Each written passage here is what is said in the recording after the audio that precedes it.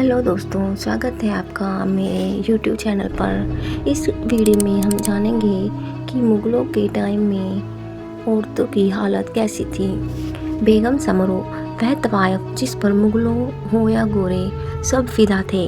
बेशुमार दौलत की मलिका ने इस्लाम क्यों छोड़ दिया था।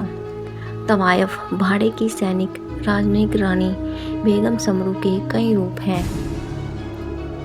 पुरानी दिल्ली का भागीरथ पैलेस आज इलेक्ट्रॉनिक्स का मकड़ जाल दिखता है। सफ़ेद पत्थर की ये इमारत कभी देश के सबसे ताकतवर महिलाओं में से एक का महल हुआ करता था। सरधना की रानी 4 फुट 8 इंच की बेगम समरू दरबार लगाती थी, हुक्का खींचती थी। एक वक्त उनकी सेना में 3000 से ज़्यादा सैनिक थे। कम से कम 100 तो गोरे थे जो बेगम समरू के एक इशारे पर किसी की भी जान ले लेते थे। 1750 में जब जन्म हुआ तो बेगम समरू का नाम फरजाना था। कुछ इतिहासकार कहते हैं कि बेगम समरू की परवरिश दिल्ली यूपी के कोठों में हुई।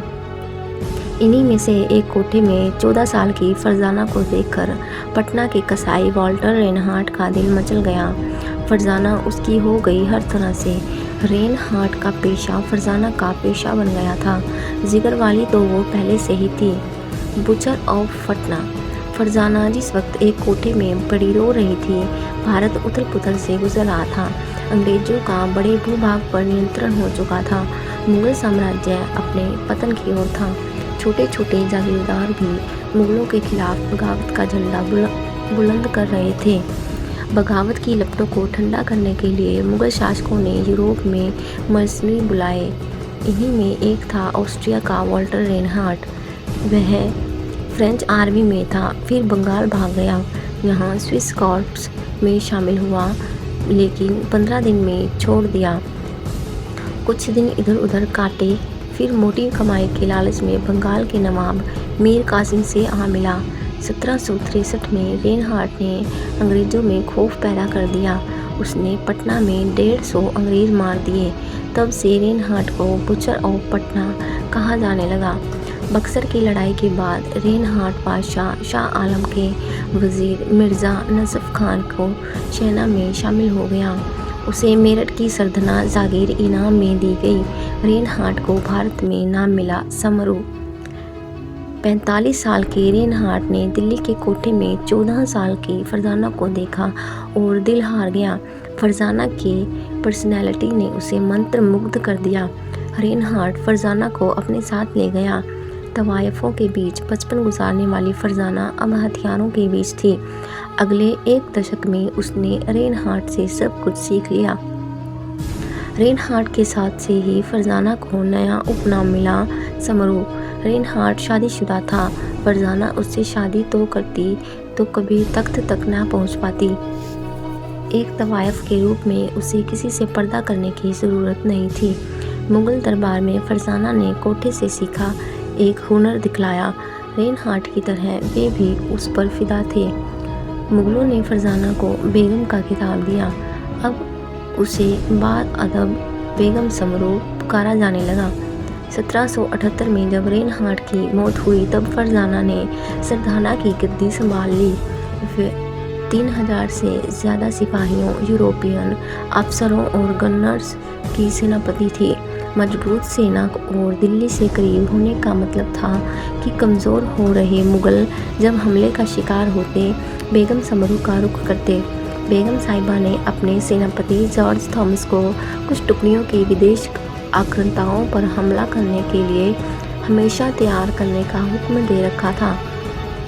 जब शाह आलम द्वितीय पर हमला हुआ तो बेगम समरू ने फ़ौरन मदद भेजी। खुश होकर बादशाह ने बेगम समरू को जेब उन निसा का खिताब दे दिया। इस्लाम क्यों छोड़ा था। बेगम समरू का दिमाग बड़ा तेज था। यूं ही नहीं, उन्होंने करीब 6 दशक तक राज किया। उन्हें पता था कि एक दिन अंग्रेज़ ही राज करेंगे। इसलिए रेनहार्ट की मौत के बाद बेगम समरू ने इस्लाम छोड़ दिया। वो कैथोलिक ईसाई बन गई। नाम अपनाया जोइना। सेना के एक इटालियन अफसर ने उन्होंने सरधना में एक church Basilica of Our Lady of Graces बनवाया। 1800 में जब सरदना जागीर अंग्रेज़ों के संरक्षण में आ गई तो फरजाना को कुछ सैनिक मेरठ पुलिस को देने पड़े। इतिहासकारों ने बेगम समरू के विदेशी प्रेमियों का खूब जिक्र किया। बेगम समरू ने एक फ्रांसीसी के साथ जीने मरने का वायदा कर दिया। जब दोनों एक हमले से बचते फिर रहे थे, बेगम समरू ने खुद को चाकू मार लिया। उस फ्रांसीसी ने खून से सने कपड़े देखे तो खुद को गोली मार ली। वो मर गया, बेगम समरू बच गई। नेशनल ज्योग्राफिक के लेख में प्रियंका बोर पुजारी लिखती है कि किसी आयरिश ने इनकी जान बचाई, जो बाद में प्रेमी भी बना। उसकी मौत के बाद बेगम समरू ने उसकी बीवी और बच्चों का ख्याल रखा। जनवरी 1836 में बेगम समरू ने आखिरी सांस ली। उनके निधन पर रोम के चर्च में प्रार्थना हुई। सरदना की बेगम समरू की अपार संपत्ति ब्रिटिश हुकूमत का प्रतिनिधित्व करने वाले ईस्ट इंडिया कंपनी को मिली। बेगम समरू के पास सोने की करीब 5.5 करोड़ मोहरें थी। बेगम समरू या जोइना के सरदना के चर्च में ही दफनाया गया। दोस्तों, आपको ये जानकारी कैसी लगी? वीडियो को लाइक करें, शेयर करें, कमेंट करें और चैनल को सब्सक्राइब ज़रूर करें।